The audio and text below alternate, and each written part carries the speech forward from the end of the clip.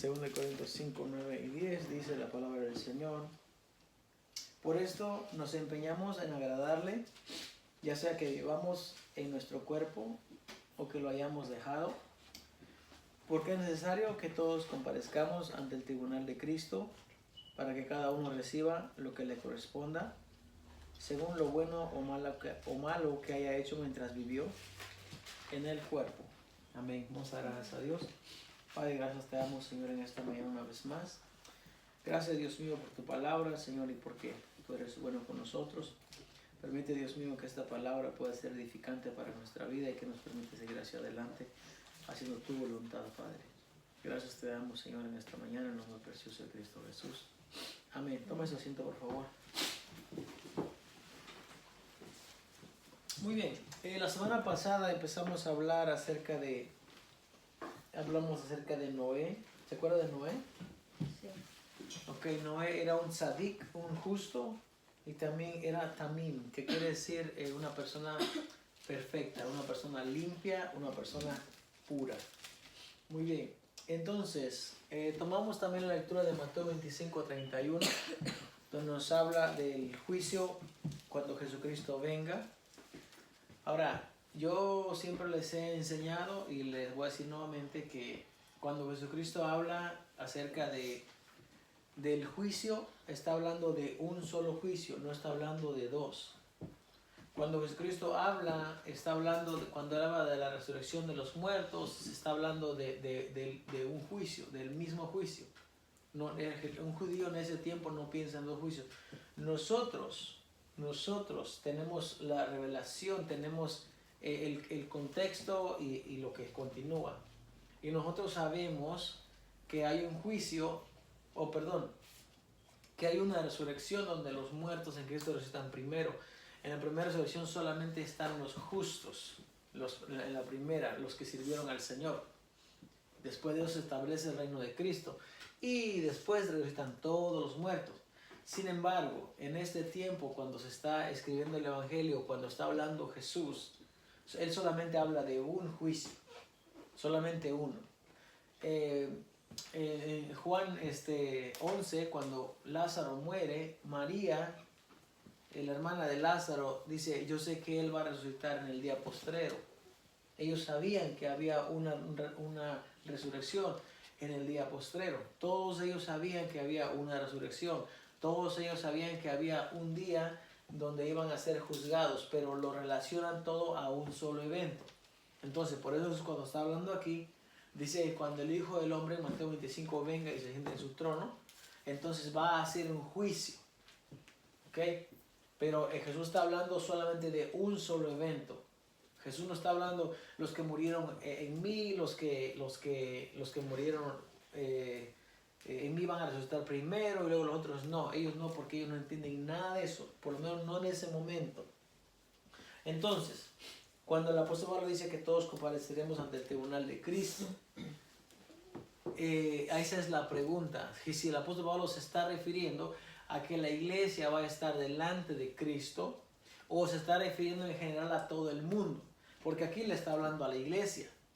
Pero es inconcebible pensar, no se puede pensar que en la iglesia haya gente que hace cosas malas, porque acá dice que todos compareceremos para que cada uno entregue y reciba según lo que ha hecho mientras estaba en el cuerpo, sea bueno o sea malo.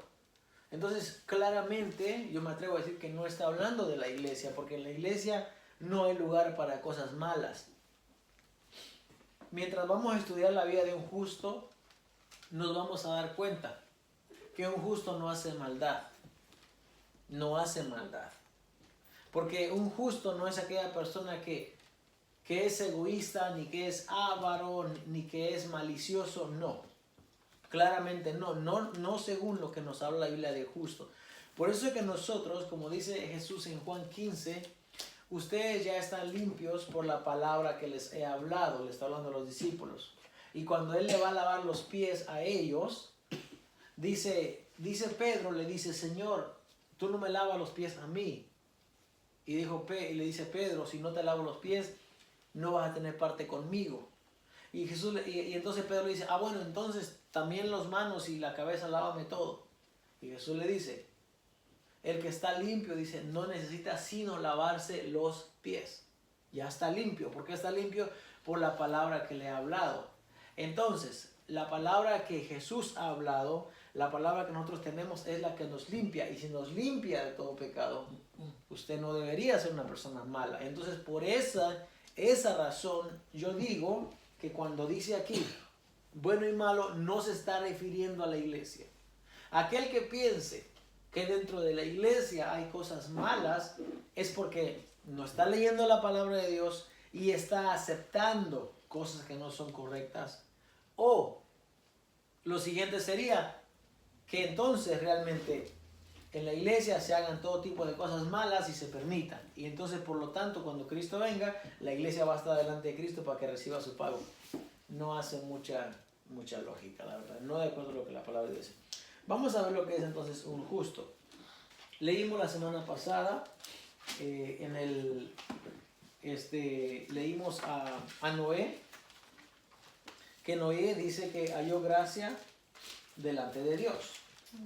Porque Noé, dice la palabra de Dios, que era justo y era también perfecto, correcto. Noé no solamente era justo. Ahora, yo le voy a hacer una pregunta a ustedes aquí.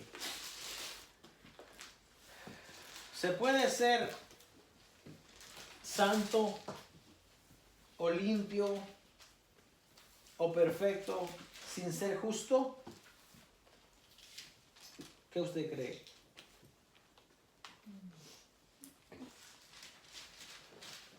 Miren lo que dice esta versión acerca de Noé. Esta es la historia de Noé. Génesis 6, 9. Noé era un hombre justo, tzadik, y honrado entre su gente. Siempre anduvo fielmente con Dios. ¿Ves? Esto es lo que dice esta versión acerca de un tzadik y un tamim. Ok, la pregunta es, ¿se puede ser santo sin ser justo? Sí. ¿Se puede? No. Sí y no. Camila, ¿qué piensas? ¿Se puede ser santo para Dios sin ser justo? No. Ok, ahora, ¿se puede ser justo sin ser santo? Sí. Sí. Ok, muy bien. Dice la Biblia que Dios hace salir su sol sobre buenos y malos, sobre justos e injustos. Dios no hace acepción de personas. Amén. Le da a todos, a su creación, ahí la mantiene todos por igual. Así de justo o así de perfecto es Dios, así de fiel es Dios. Ok, vamos a definir qué es lo que es un justo y vamos a definir qué es lo que es un santo. Una persona que es santa es una persona que está apartada para Dios. Ahora, cuando una persona hace el compromiso de apartarse para Dios, eso conlleva una gran lista de acciones o un modelo de vida que la persona tiene que hacer. ¿Ok? Para ser santo para Dios se requiere un cambio de vida, de modo que si alguno está en Cristo, nueva criatura es. Fíjese, de modo que si alguno está en Cristo, tiene que ser nueva criatura. Las cosas viejas debieran haber pasado. Y aquí todas son hechas nuevas, nueva creación. ¿Ok? Nueva creación. Ahora, el salmista en el Salmos 37 que leímos la semana pasada dice: yo fui joven y envejecido y no he visto un justo desamparado ni su descendencia que mendigue pan. Está hablando de dos, el salmista está hablando de un justo y 2 Corintios está hablando de una persona que es nueva criatura, nueva creación, le pertenece a Dios, un santo para Dios. ¿Por qué la pregunta? ¿Se puede ser justo sin ser santo? Sí se puede. Hay personas en el mundo, hay muchas personas que son justas. pero no son apartadas para Dios. Sí. Hay muchas personas, como dice mi esposa hace un momento, las personas con las que nosotros trabajamos muchas veces, que no son amadores del dinero, no son amadores de lo ajeno, que te pagan por tu trabajo, lo que tu trabajo vale y valoran. Esa es una persona justa. ¿Qué otra es una persona justa? Una persona que ve a alguien que tiene hambre, ve a alguien que necesita y le extiende la mano. Es una persona justa. Usted sabe que en este país, con toda la situación que está pasando de los inmigrantes y de los que no somos de acá, hay mucha gente que está hablando en favor de esas personas. Está defendiendo algo. Yo no digo que no sea un delito haber entrado al país ilegalmente. Sí, eso es un delito.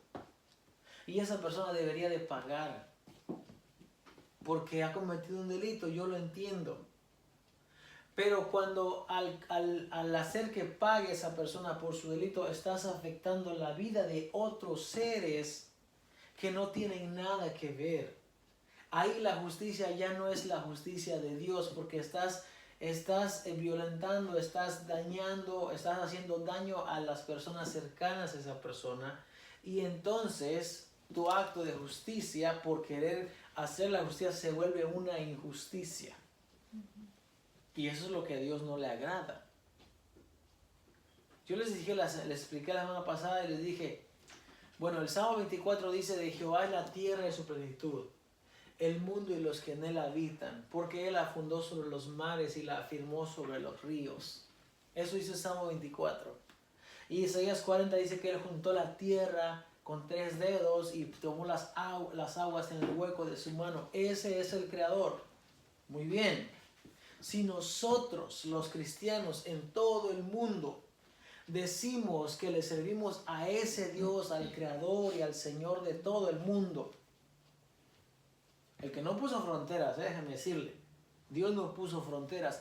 La única frontera que él puso fue al mar. Isaías 40 dice: hasta aquí vas a pasar y de aquí no vas a llegar. Tus olas no van a llegar. Aquí se va a acabar el orgullo de tus olas. Así le dijo. Esa fue la única frontera que Dios puso. El mar. No más. Bueno, ¿quién puso las fronteras entonces? El hombre. El hombre vino y puso la frontera, las líneas. Muy bien. Ahora, el hombre viene y hace sus leyes. Ok. Entonces el hombre dice: como quebrantaste esta ley, entonces yo te voy a traer a juicio porque tú quebrantaste esta ley. Lo cual, dentro de la gente que no le sirve a Dios, debería tener sentido. Ok, pero pongan ustedes una nación que dice que confía en Dios y que ama a Dios y que respeta a Dios y que obedece los mandamientos de Dios, tanto que quieren poner los 10 mandamientos nuevamente en las escuelas. Eso para mí, la verdad, es un tanto absurdo. No estoy diciendo que está mal. No estoy diciendo que está mal. Pero ¿qué beneficio hace que ponga los 10 mandamientos en las escuelas y se siga haciendo toda la demás injusticia? ¿Qué beneficio tiene? Ninguno. Por favor, eso es como querer darle una aspirina o una medicinita para un cáncer. Creo que la comparación es un tanto, no sé, superficial. Porque realmente piensen, ¿de qué sirve que pongan los 10 mandamientos en las escuelas? Se va a seguir practicando la injusticia, entonces, ¿de qué sirve? De verdad, ¿de qué sirve? No tomarás el nombre de Jehová tu Dios en vano. Y la gente va a seguir maldiciendo. Lo va a seguir maldiciendo. Más bien esto es como que quieren disfrazar algo para algo malo para que parezca bueno. ¿Por qué llegué a ese punto? Llegué a punto ahí por la injusticia. Por eso llegué ahí. Hay gente que no necesariamente es santa para Dios, pero está defendiendo el derecho de aquel que no se puede defender. Eso es una persona justa. Y vamos a ver lo que dice la Biblia acerca de justo. Voy a tomar entonces como unos ejemplos de lo que es una persona justa, para poder entender lo que quiere decir la palabra tzadik o justo. Vamos a leer allá en el libro de Génesis 18 y también Génesis 19. Vamos a leer las escrituras allí para poder entender lo que es un justo, no según lo que nosotros decimos, sino que según lo que dice la palabra de Dios. Muy bien, dice 18:1. Después le apareció Jehová en el encinar de Mamre. ¿Es Mamre o es Mambre? No tiene acento, ¿cómo es? Mamre. ¿Mamre? ¿Con acento en la A? Pero no lleva acento en la A. Ok, el Mamre, vamos a ver el Mamre. Estando él sentado a la puerta de su tienda en el calor del día. Ok. Fíjese este escenario. Está Abraham sentado a la puerta de su tienda en el calor del día, en una tierra tan árida que realmente la temperatura sobrepasa los 95 grados. Imagínense. Y alzó sus ojos y miró. Ok, muy bien. Aquí está la primera acción de este hombre. No tenía que hacer nada. Estaba ahí sentado. Y dice que alzó la vista, alzó sus ojos y miró. Y aquí 3 varones que estaban junto a él. ¿Sabe? Cuando se da este estudio, muchas personas, muchos maestros, lo que dicen es que Abraham estaba reposando, estaba dolido porque en el capítulo anterior le acababan de hacer la circuncisión. ¿Okay? Estaba desmayado por el calor, por el dolor, estaba allí. Y por eso dice que cuando mira sus ojos y ya están los 3 varones ahí, no se dio cuenta en qué hora llegaron, pero ya estaban ahí. Fíjese.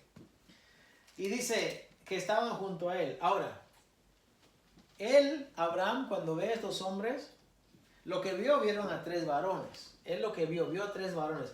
No dice la escritura que miró a 3 ángeles, que miró a 3 seres superiores. No, miró a 3 varones que estaban junto a él. Y cuando los vio, dice, fíjese, salió corriendo de la puerta de su tienda a recibirlos y se postró en tierra. Hay mucha gente que dice que estos hombres eran una personificación de Dios porque él se postró en tierra. Pero postrarse en tierra en el Antiguo, en el Antiguo Testamento no necesariamente significa adoración.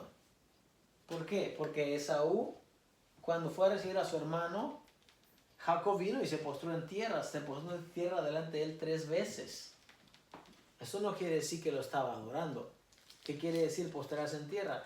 En señal de respeto, en señal de humillación, en señal de sumisión. Ahora, hay veces que sí la Biblia habla de postrarse en tierra como adoración, pero no todas las veces. Acá dice que se postra en tierra y dijo, Señor, si ahora he hallado gracia en tus ojos, te ruego que no pases de tu siervo. Que se traiga ahora un poco de agua y lavad vuestros pies y recostaos debajo de un árbol. Y traeré un bocado de pan y sustentad vuestro corazón. Y después pasaréis, pues por esto habéis pasado cerca de vuestro siervo. Y ellos dijeron, haz como has dicho. Entonces Abraham fue deprisa a la tienda a Sara y le dijo, toma pronto 3 medidas de flor de harina y amasa y haz panes cocidos debajo del rescoldo. Y corrió Abraham a las vacas y tomó un becerro tierno y bueno y lo dio al criado y éste se dio prisa a prepararlo. Tomó también mantequilla y leche y el becerro que había preparado y lo puso delante de ellos y él se estuvo con ellos debajo del árbol y comieron. Esta escritura hasta hambre da cuando uno lee. Ahora fíjese lo que hizo Abraham. Abraham para empezar no tenía que hacer nada. Abraham era señor, tenía vacas, tenía criados, no tenía que hacer nada. 1. 2. Abraham bien hubiera podido mandar a alguien más que hiciera todo eso. Y a Sara ni siquiera le hubiera tenido que molestar. 2. Pero lo que vemos acá es que Abraham, cuando mira a estos hombres, rápidamente lo que él piensa es: ¿qué puedo hacer yo para saciar la sed, para saciar el hambre que estas personas traen? Porque dice: porque por esto habéis pasado por aquí. No miramos a un Abraham arrogante, prepotente, dueño de aquel lugar, una persona que tenía dinero, que tenía vacas. No miramos a alguien que envía a los criados: hey, tú ve y hazme esto. No. Considerando que él había sido circuncidado anteriormente, o pocos días, o no sé cuánto tiempo haya pasado, dice que él va y corre prontamente, y va él directamente a tomar el becerro tierno y bueno, y entonces le ordena al criado que lo prepare. Y entonces no solamente viene y les trae la comida, sino que dice que se sienta con ellos a comer. ¿Quién hace eso realmente en un tiempo en el cual no hay tiendas para comprar, no hay mercadería para comprar? Estamos hablando de un lugar, el desierto, un lugar inhóspito, donde no hay lugares de reconfortamiento, no hay hoteles, no hay nada de eso.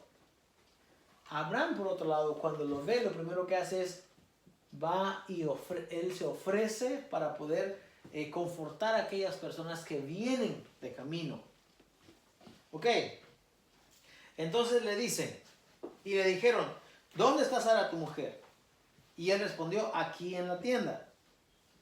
Entonces dijo: de cierto volveré a ti, y según el tiempo de la vida, o según 9 meses, he aquí que Sara tu mujer tendrá un hijo. Y Sara escuchaba a la puerta de la tienda que estaba detrás de él. Y Abraham y Sara eran viejos, de edad avanzada, y a Sara le había cesado ya la costumbre de las mujeres. Se rió pues Sara entre sí diciendo: después que he envejecido, ¿tendré deleite siendo también mi señor ya viejo? Entonces Jehová dijo a Abraham: ¿por qué se ha reído Sara diciendo: ¿será cierto que he de dar a luz siendo ya vieja? ¿Hay para Dios alguna cosa difícil? Al tiempo señalado volveré a ti, y según el tiempo de la vida Sara tendrá un hijo. Entonces Sara negó diciendo: no me reí, porque tuvo miedo. Y él dijo: no es así, sino que te has reído.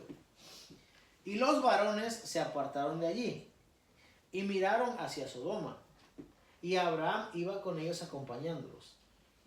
Y Jehová dijo: ¿encubriré yo a Abraham lo que voy a hacer, habiendo de ser Abraham una nación grande y fuerte, y habiendo de ser benditas en él todas las naciones de la tierra?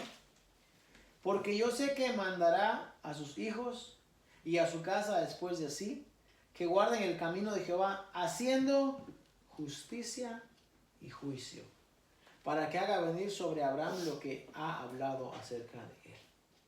Fíjese, el primer ejemplo que tenemos aquí en este capítulo de lo que es justicia y juicio es lo que él ha hecho con aquellas personas. ¿Qué ha hecho con esas personas? Les ha dado de comer. Les ha ofrecido un lugar para que ellos descansen. Les ha lavado los pies y les ha hecho compañía. Estamos hablando que muchas personas dicen, muchos lectores, estudiosos dicen que ese era un estilo de vida de Abraham. Por eso es que cuando él miraba a una persona, hacía eso. Porque era una persona que siempre estaba viendo la necesidad de las demás personas. Ahora, dice Dios, acá dice: yo sé que mandará a sus hijos y a su casa después de sí, que guarden, escuche, que guarden el camino de Jehová. ¿Cómo se guarda el camino de Jehová? Haciendo justicia y juicio. ¿Qué es justicia en este pasaje que hemos leído? Mantener o sostener o darle de comer al hambriento, al sediento y al forastero, acobijarlo y darle un lugar para que esté cómodo y que esté tranquilo. Eso es lo que quiere decir en este contexto. Acá no está hablando de negociaciones, no está hablando de cómo vas a tratar a tu semejante. ¿Qué es lo que hacía teniendo esta comparación capítulos más adelante? Para que Noé fuese justo, Quería decir que Noé era una persona que practicaba también la hospitalidad. A esto se le llama hospitalidad. El apóstol Pablo dice que si una mujer ha quedado viuda y es mayor de, ¿cuánto dice? 65 años, me parece, o 60, creo que 65. Dice, si ha practicado la hospitalidad, si ha lavado los pies de los santos, si ha hecho obras de justicia, esta mujer viuda es digna de que la iglesia la sustente, la sostenga. Si ha practicado la hospitalidad.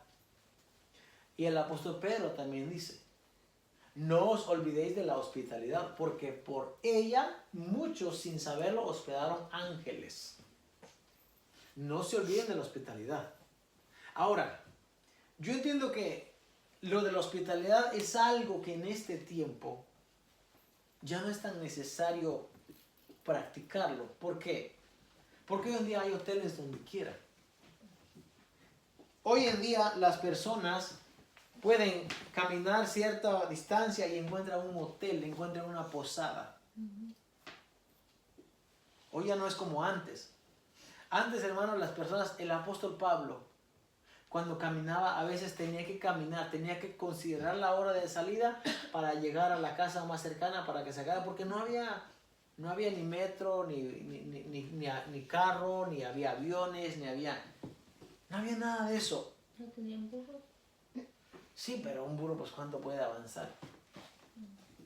Y no es como porque uno se va a quedar dormido sin el burro también. Entonces, hoy en día sabemos que la hospitalidad como que ya no tanto.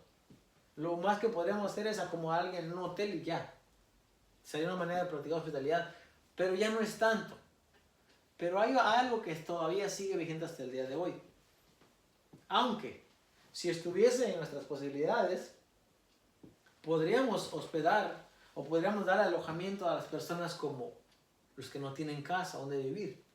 El problema de esas personas es que ellos han decidido vivir ya de esa manera. Y ellos prefieren vivir así. Ellos no se van a... Por ejemplo, si tú traes a una persona, le vas a dar lugar en tu casa. Claramente hay reglas que ellos tienen que adaptar y ellos no lo van a hacer. No lo van a hacer. Hay personas que ya están hechas de esa manera y ya le quieren estar de esa manera. Pero el alimento sí se les puede dar.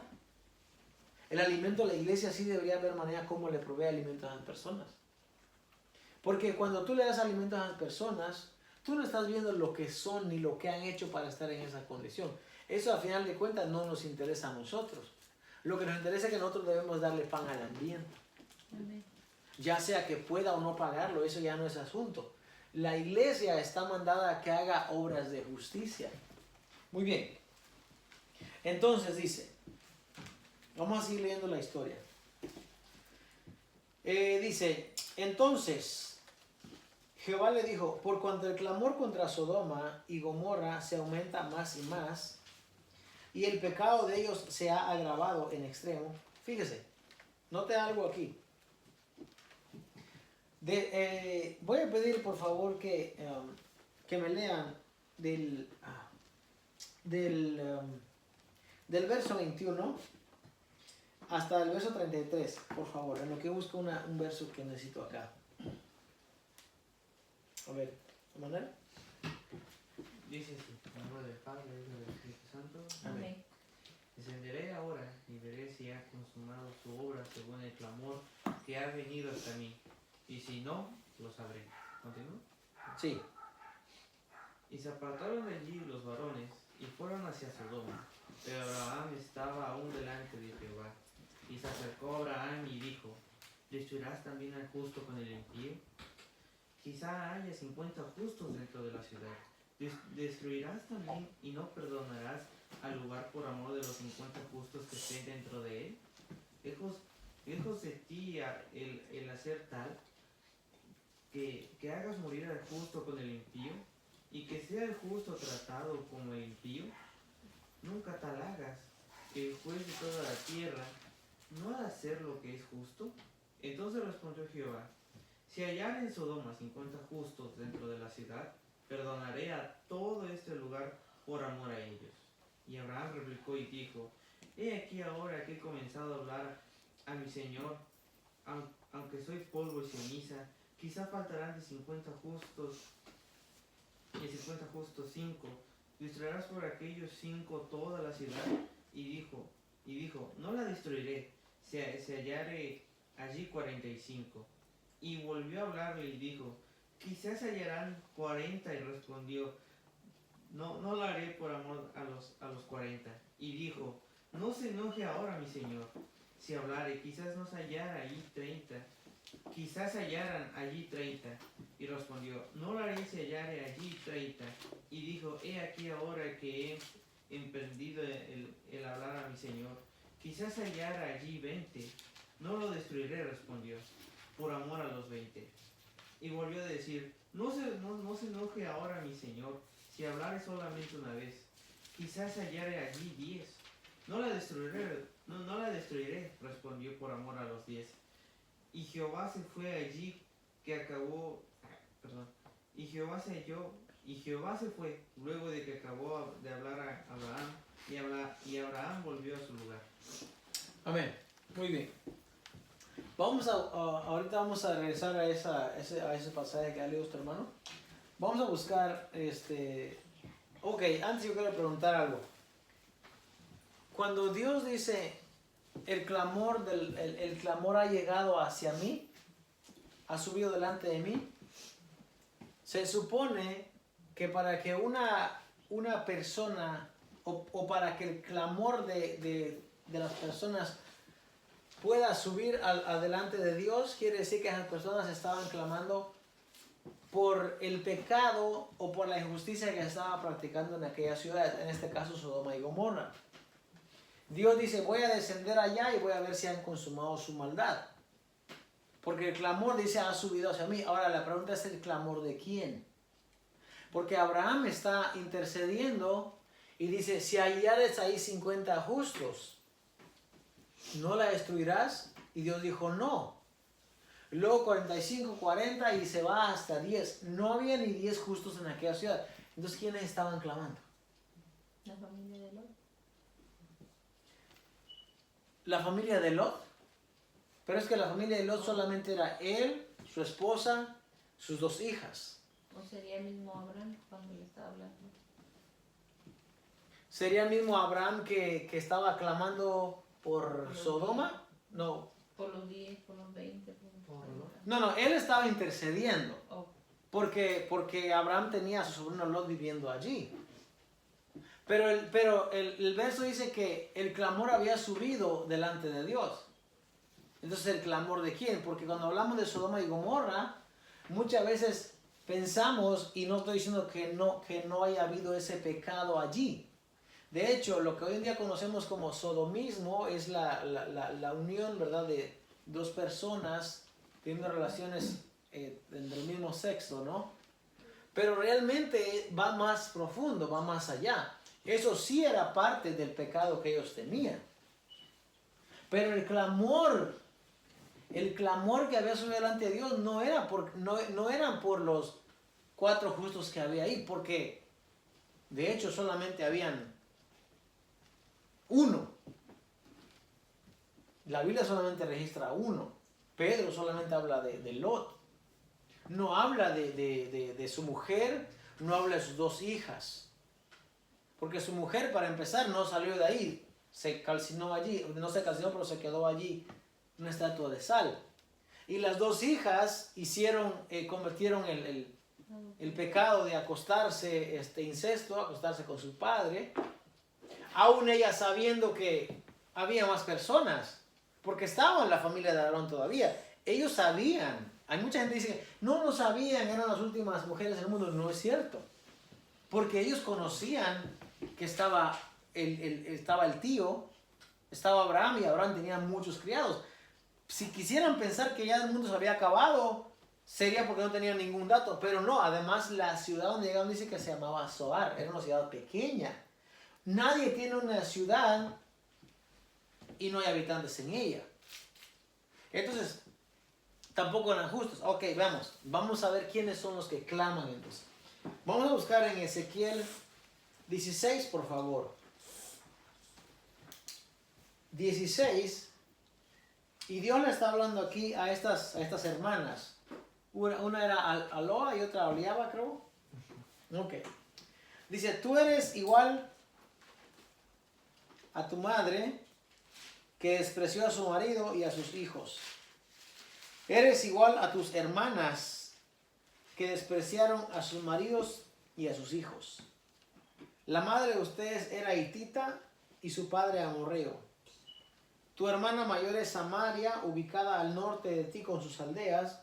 Tu hermana menor es Sodoma, ubicada al sur de ti con sus aldeas. No solo has seguido su conducta, escucha, hablando de Sodoma, sino que has actuado según sus prácticas repugnantes. En poco tiempo llegaste a ser peor que ellas. Yo, el Señor, lo juro por mí mismo, ni tu hermana Sodoma ni sus aldeas hicieron jamás lo que tú y tus aldeas han hecho. Tu hermana Sodoma y sus aldeas pecaron de soberbia, gula, apatía e indiferencia hacia el pobre y el indigente. Se creían superiores a otras y en mi presencia se entregaron a prácticas repugnantes. Por eso, tal como la has visto, las he destruido, pero ni Samaria ni sus aldeas cometieron la mitad de tus pecados. Tú entregaste a más prácticas repugnantes que ellas, haciendo que ellas parecieran justas en tu comparación contigo. Ok, fíjese cuál es el pecado de Sodoma y Gomorra. Ok, no solamente son las prácticas aberrantes que ellos tienen, sino que, fíjese lo que dice acá. Tu hermana Sodoma y sus aldeas pecaron de soberbia. Ok, aquí está un pecado, soberbia. Gula, apatía e indiferencia hacia el pobre y el indigente. Quería decir que aquellas personas que pasaban por aquellas ciudades buscando un refugio, buscando un bocado de pan o un pedazo de un poco de agua, le cerraban la puerta. Le cerraban la puerta. Hay mucha gente que dice que la mujer de Lot se convirtió en una estatua de sal, porque aquellas personas cuando pasaban a pedir agua, ellos en vez de agua, dice que le daban un pedazo de sal. Un pedazo de sal. Sal, que en hebreo es melech, eso es lo que le daban. No hacían compasión, no tenían empatía con las personas, con el indigente. ¿Ok?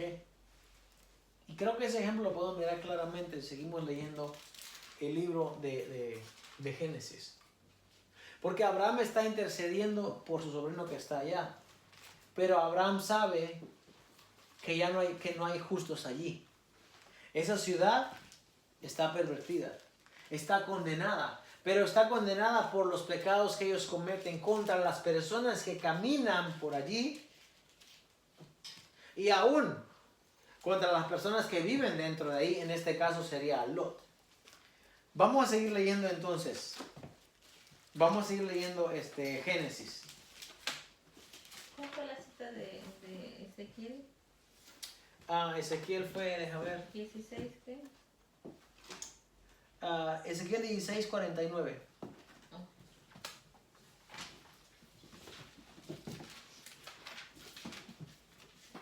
¿En qué estamos? ¿Génesis qué? 19. Ok, 19. Ok, dice, caída la tarde, cuando los dos ángeles llegaron a Sodoma, Lot estaba sentado a la entrada de la ciudad. Al verlos, se levantó para recibirlos y se postró rostro en tierra. ¿De dónde aprendimos este principio? De Abraham. Porque Abraham era tío primero. Porque Abraham y Nacor, Nacor creo que era el padre de Lot, eran hermanos.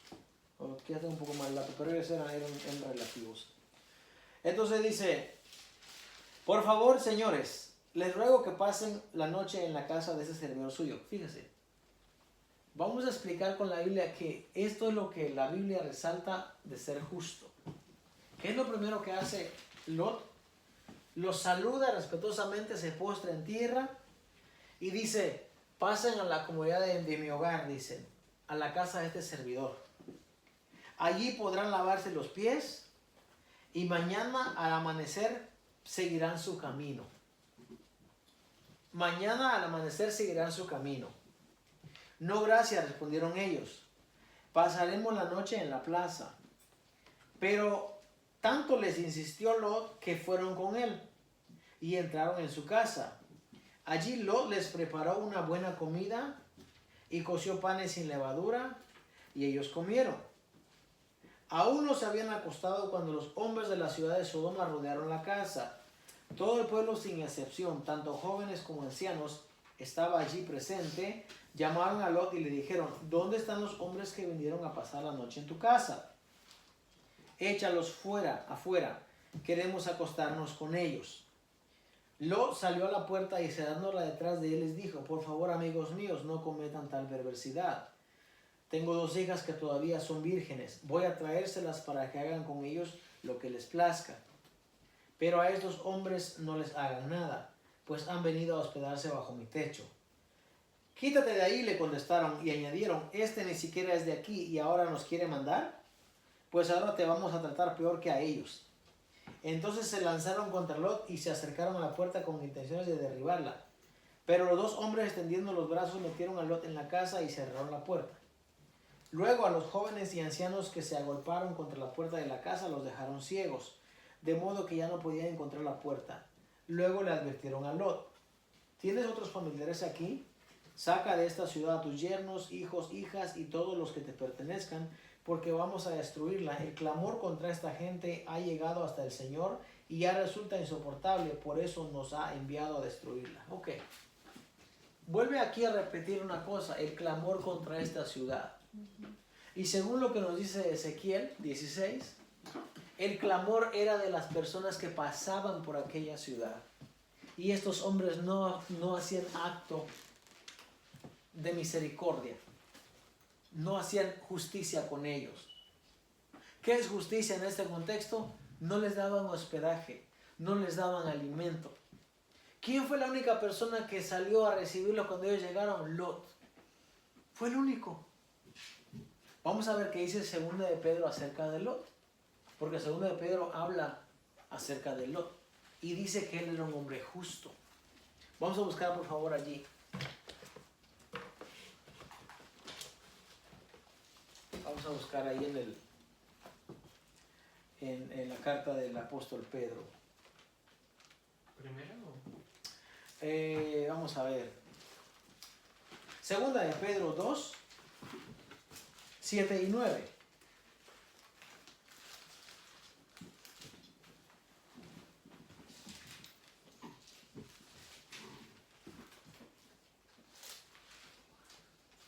Ok, dice aquí.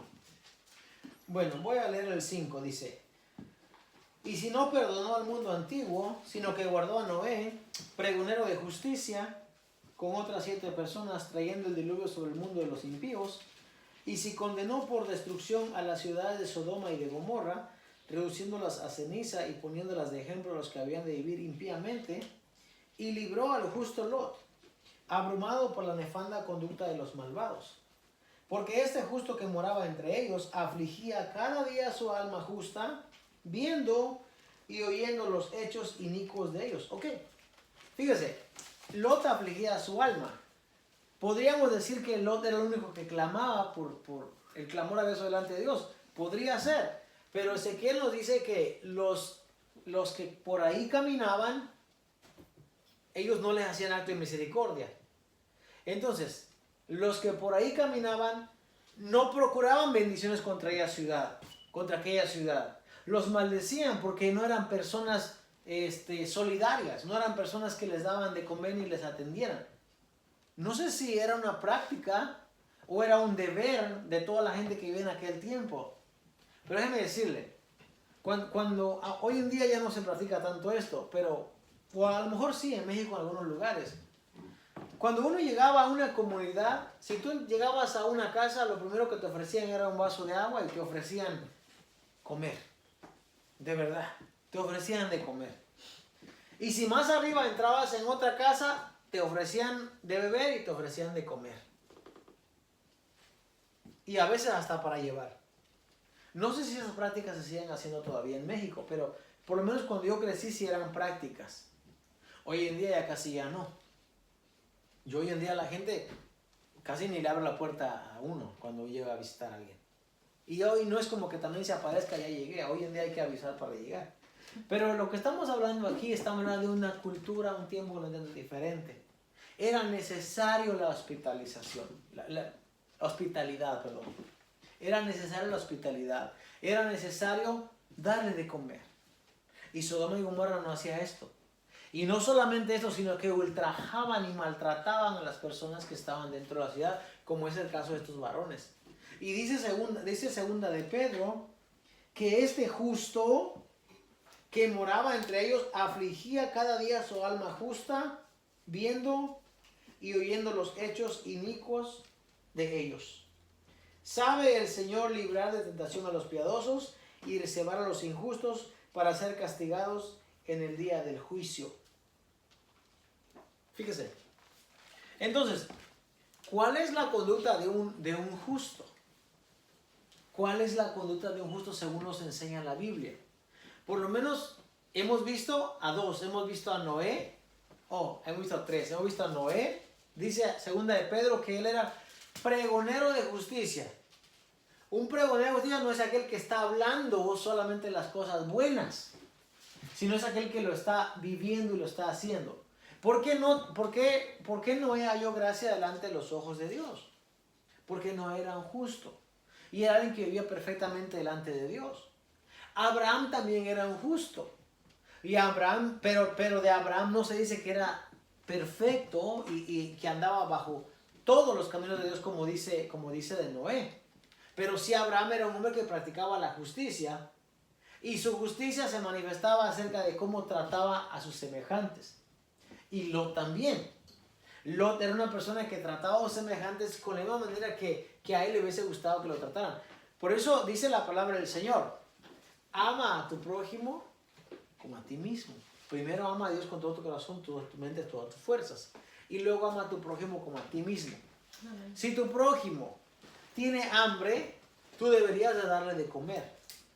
Cuando veas a un indigente, no lo veas y no lo juzgues por la condición en la que se encuentra. Primero susténtale su necesidad. Ahora, la pregunta aquí es para nosotros. ¿Acaso el principio que Dios estableció o que estos hombres santos de Dios practicaron como justicia, acaso ha cambiado en este tiempo? No ha cambiado. Sigue siendo igual. Porque sigue habiendo pobres.